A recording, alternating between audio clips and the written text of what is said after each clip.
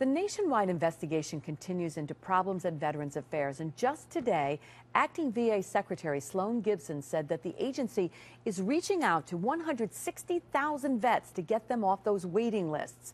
And while our local VA hospital in Albany wasn't among those with those lengthy wait times, a longtime nurse there is claiming it does have other problems. Brandon Lewis is following the story for us tonight. Brandon, what does she say happened? Well, Liz, nurse Valerie Riviello says she witnessed the patient being improperly restrained for hours. She says when she complained to her supervisor that she says she was reprimanded and told not to cause trouble. Albany VA nurse Valerie Riviello spent the last 28 years treating the nation's wounded warriors. I've been the nurse manager on the psychiatric unit. Recently, she says new physicians started working at the hospital and claims problems followed soon after. In November, she says a patient started arguing with staff and was restrained.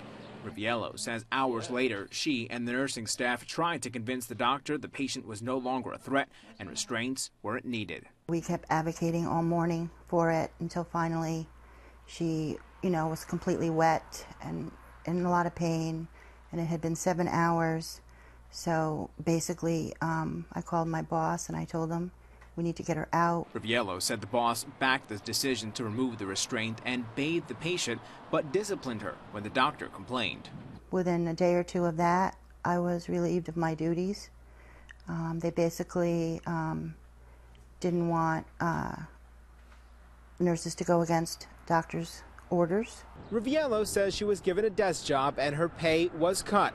She eventually got back her title and lost wages with the help of a lawyer, but she says her supervisors continued coming after her. I can't end my career slithering away and not saying anything. Riviello filed 2 complaints with the Office of Special Counsel, one for patient abuse, another for a whistleblower complaint.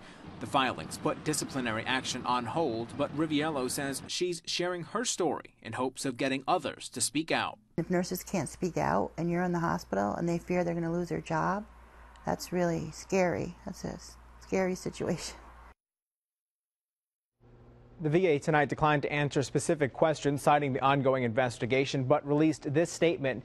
It says in part, quote, "We take any allegations involving patient care very seriously. We have an open environment for employees, one where we encourage them to come forward and utilize the venues available to raise issues and concerns. Upon involving their right to go to the Office of Special Counsel, we feel it is important the process be fully pursued and the claim reviewed," unquote.